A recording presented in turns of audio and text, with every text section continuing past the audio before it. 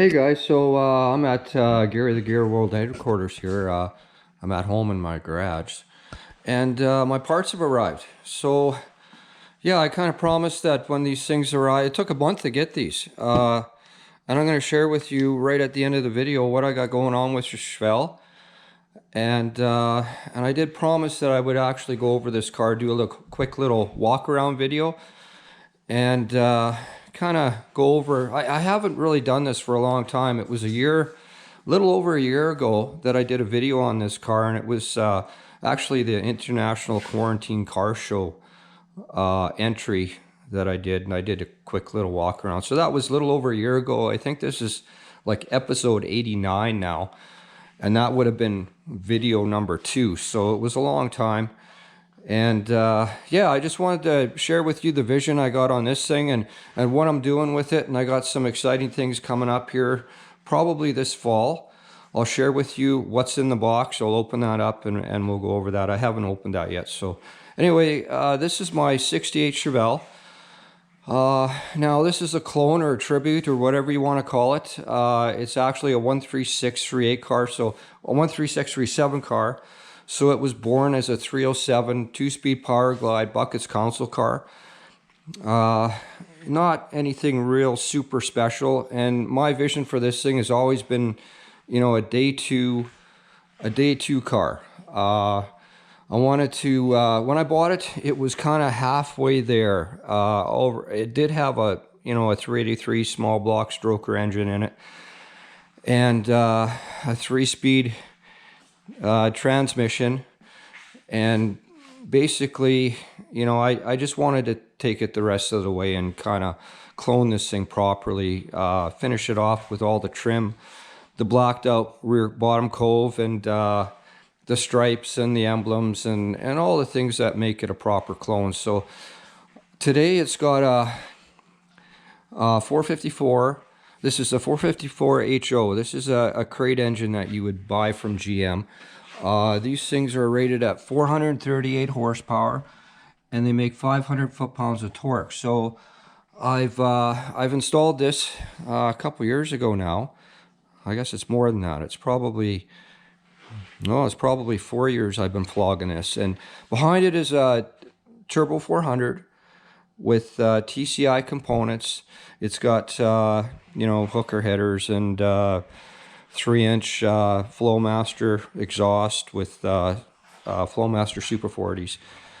And it's got a GM 12 bolt with 331 gears.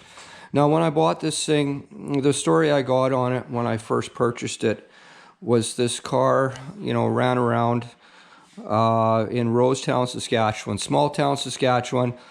It basically ran around there for many years, and then it disappeared. And the car ended up in a Quonset or a barn, and it sat there for 20 years in pieces. The body was separated from the frame, and yeah. And then the fella that I bought it from, he found it, assembled it.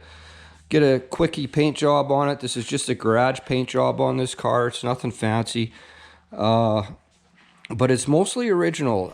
Most of the sheet metal on this car, with the exception of the right rear quarter panel, which he made kind of a mess of. I lost some of the body lines, and it's not great. The body on this car is not fantastic. The gaps aren't real good, but the only sheet metal that's been replaced is that right rear quarter. The floors in this car are exceptionally good. They're super nice. The trunk is as well. And like I say, all the sheet metal is mostly original. So it's got good bones. And that's one thing I really like about the car.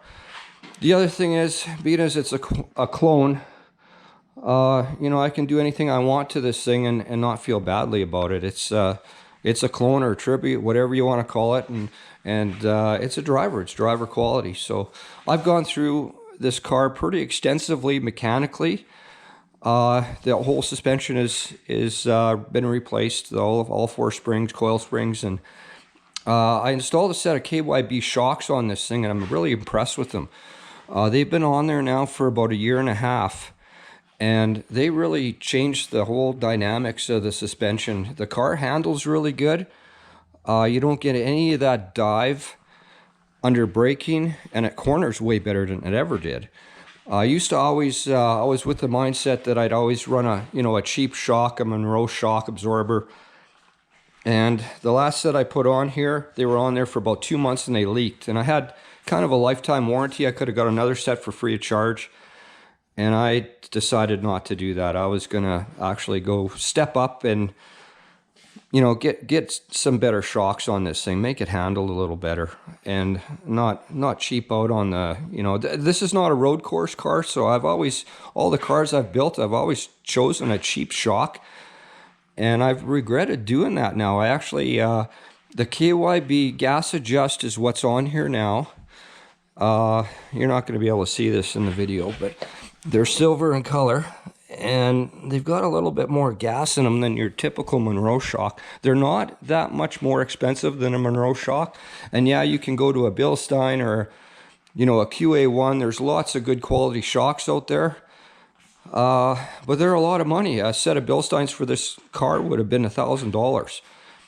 And I really didn't want to do that. $1,000 for a set of shocks just seems a little bit ridiculous to me, and that's Canadian. Any numbers I throw at you guys, any prices I talk to you about, it's all Canadian dollars. So our dollar is not worth shit compared to the American dollar. And yeah, it's expensive here to build these things. So anyway, I put a set of KYBs on them. I really recommend them. They're only about $20, $30 more per shock compared to the Monroe, and a far better shock. I couldn't imagine what it would be like with a set of QA1s or Bilsteins, even improve it more. But I didn't want to lose the nice ride quality you get in these full frame cars. These cars ride so nice, and it's almost like a big car feel when you drive these things. However, it handles way better than any big car would. So yeah, that's the skinny on that. So like I said, I've gone through this car pretty extensively mechanically. The brakes, the steering, the suspension, everything's been replaced on this car. All the trim on it is brand new. The bumpers are brand new. The only thing I have not really done is the differential on this car. So it's a 12-bolt GM diff with 331 gears. And I kind of like that gear set. That ratio is nice for all the little town events I go to. So that brings us to the little box. So what I did was I ordered this stuff about a month ago.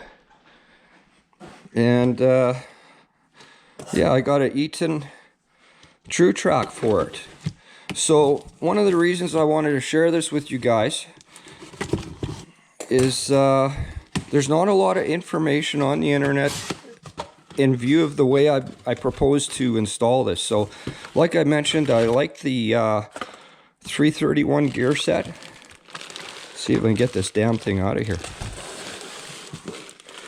This first time I've opened this box, and the box was a little bit beat up, so I'm a little concerned that things are all right here. So it looks okay. So yeah, we got a new posi for the thing. So this is something that was well overdue on the car. I've wanted to get this thing in here for years, and I finally now got one. So yeah, this is an Eaton TrueTrack. It's a Series 3 carrier. I'm going to stick with that 331 gear set.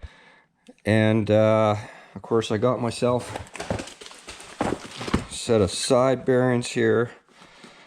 And what I'm going to do is keep that 331 gear set. Yeah, so here's your side bearings, crust sleeve, pinion bearing, pinion seal, all the stuff I need to install this thing. So I'm going to actually install that and keep my factory gear set, the 331s that are in there. I'm going to stick with that. Now, this has probably been done 100 times, but there's not a lot of information online or on YouTube about guys just sticking with the factory gear set. There's a ton of videos out there with guys changing their gear set, going to a different gear set, replacing all the gears. This I propose to just slide the old carrier out and put the new one in. And we're going to see how that works out for us. So I'm going to share with you, this fall, getting this thing installed. And we'll see how it works out. by just keeping that original gear set in there. So yeah, that's the deal, guys. Yeah, we're going to get that, but probably won't do that till this fall. I'm going to finish out the season with the car, and we'll get the new gear set in there, and hopefully I'm not killing that. It just wants to destroy that right rear tire. This is a 27-inch tall tire on the back here. There's 295 60/15s, and at 100 kilometers an hour or 65 miles an hour, the tax is about 2,700 RPM. And with the big block, I kind of like that. It doesn't absolutely kill me in gas mileage, and doesn't scream on the highway too bad. So we're going to stick with that and see how this whole process goes. I'll share with you guys as soon as I get tearing into the diff how this all works out. Like I say, not a lot of information online about this stuff, so I'm sure it's been done 100 times, but nobody really shares. You know, do you end up with a bunch of gear wind? If you use the specific shims in their proper location, can you actually do this? Does it work out? Well, this will be a good example of that. So anyway, thanks for watching, guys. I appreciate you. For everybody that's hit the subscribe button, thank you very much. You guys are awesome. And if you've yet to hit the subscribe button, please do it. It's free of charge, guys. Go ahead and do that. And I appreciate all of you for watching. So thanks again. We'll see you soon.